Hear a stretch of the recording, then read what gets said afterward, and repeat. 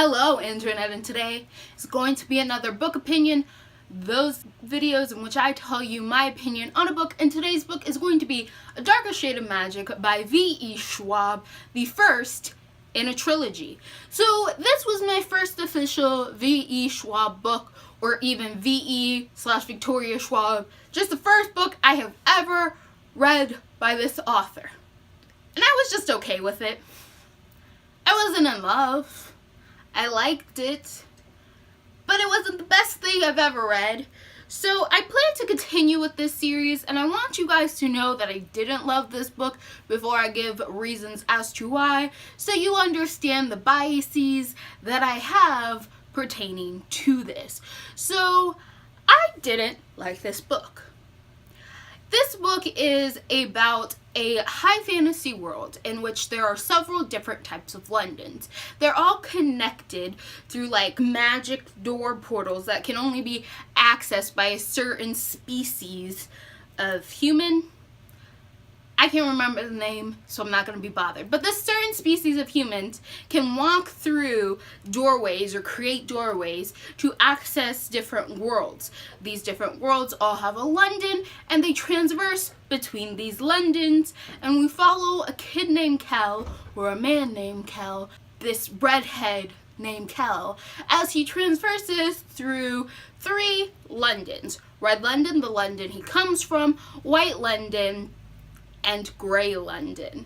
Now, he is a messenger for the Red London royals, and he's also raised by these Red London royals, and he is like brothers with the Prince of Red London. So just a little backstory. Well, he transverses between these worlds delivering messages. Now, the whole stakes of this sort of world is that he kind of gets messed up when he takes the wrong thing from a London and he shouldn't have.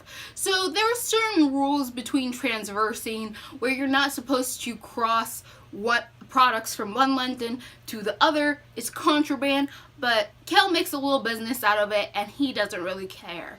One day he takes the wrong thing from White London and he is set off on a wild chase to save his life. This thing is a special thing from Black London, and Black London was closest to magic when it got corrupted and is cut off from the other Londons. And now Kel has this weird things that's connected to Black London, and Black London is like supposedly really menacing and it's filled with darker, truer, more like grittier magic, and now he's on a run for his life because he can't let the other people catch up to him.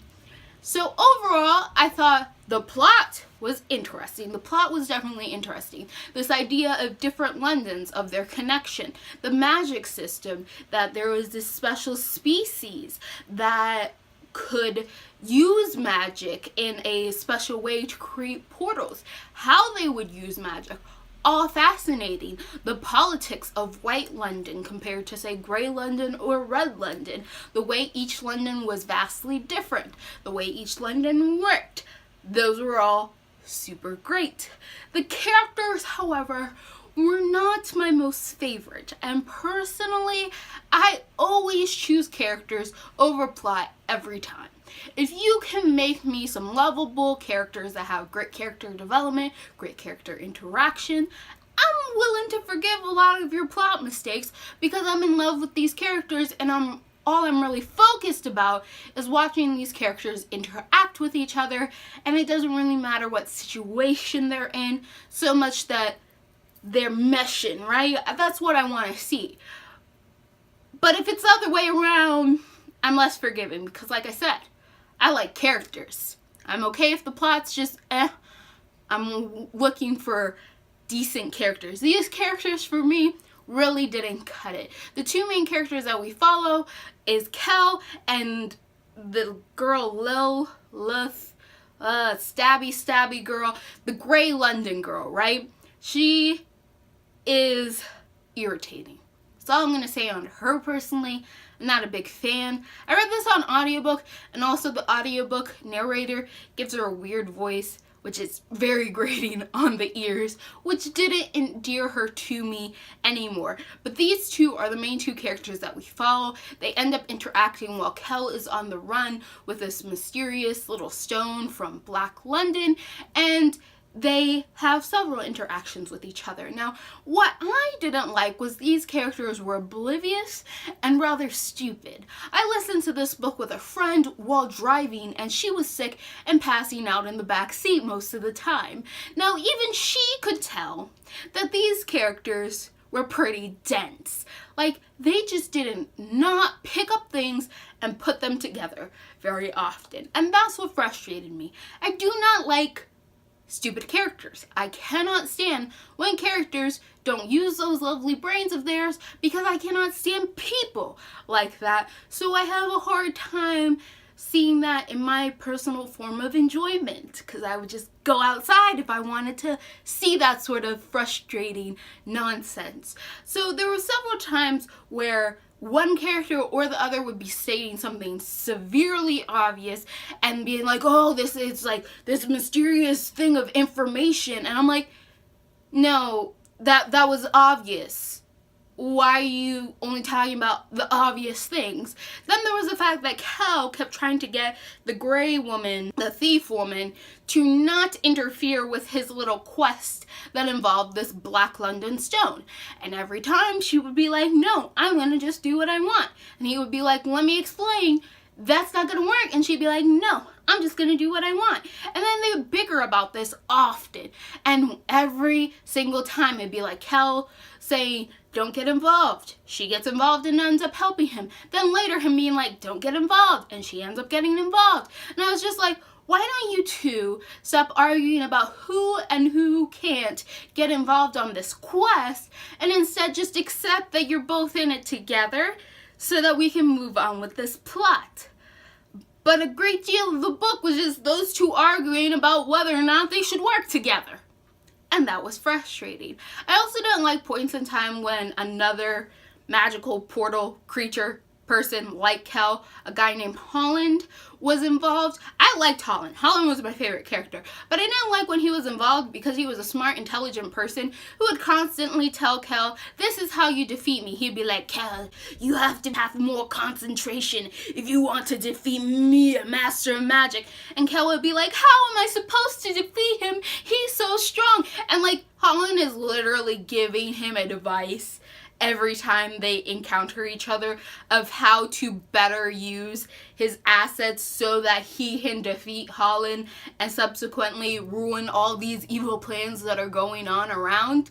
Like, Holland's indirectly helping them in their cause, but this boy rarely listens. And I was just like, Kel, the bad guy is dialoguing and telling you everything you need to know. Listen and put things together. There's just, there's so many things that are just so obvious, right? So obvious. Not even just like you have to have good deductive skills to figure things out, but so obvious. And these characters just don't put two and two together. I'm going to use an example that perhaps is a little spoilery, but opinions need context, so I'm going to tell you. It turns out that the thief, stabby, gray girl from London has a glass eye, right? Now, she puts this glass eye, she doesn't know how she lost it, she's just always had a glass eye. Now, for the special species that can use this special type of magic to transport themselves between worlds, they have a solid black eye and then just like a normal person colored eye. And that is a very distinctive quality that they have. Now, mysteriously somehow, even though Kel's pretty sure that he can't take a regular person through these portals, somehow manages to take this girl with him through these portals between different Londons. He can't figure out how. They suppose it's the Black London stone. Somehow that's helping it along.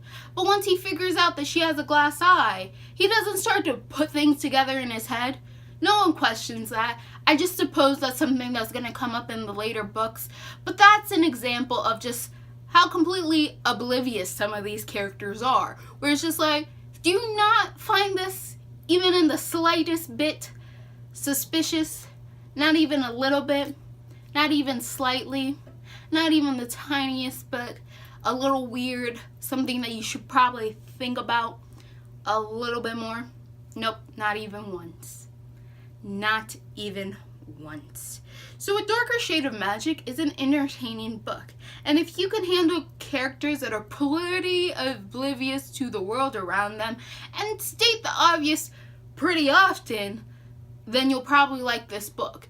If you're a person who cares more about plot and adventure rather than characters, and as long as it has a good plot, you're willing to forgive some character flaws, you'll enjoy this book. However, if you truly are that person that are more invested in the characters than in the plot, you might not enjoy this book as much as other people are claiming. And I think this is one of those books where I just heard so much about it, I just kept seeing it on everyone's shelves, that I thought it was going to be super amazing, and then when I read it, I was okay with it. Like, it's not the worst book I've read.